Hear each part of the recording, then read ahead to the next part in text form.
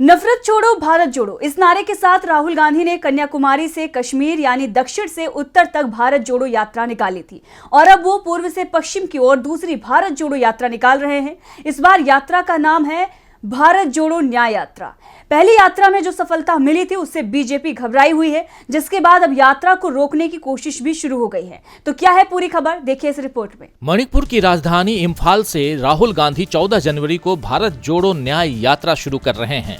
यात्रा को लेकर कांग्रेस के अंदर जबरदस्त उत्साह दिखाई दे रहा है तो बीजेपी दबाव में दिखने लगी है।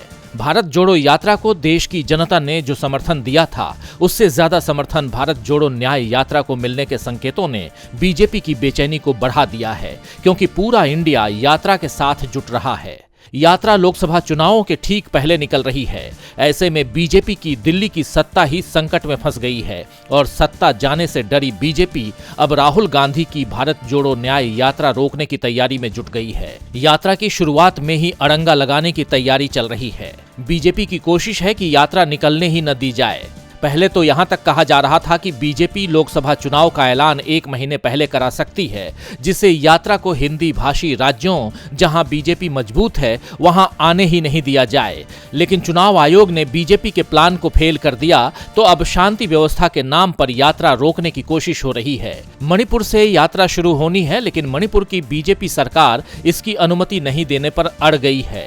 वो राज्य से यात्रा निकलने नहीं दे रही है। मणिपुर राज्य के मुख्य सचिव विनीत जोशी ने कहा कि मामला सीएम एन बीरेन सिंह के पास है, लेकिन अभी तक अनुमति नहीं दी गई है।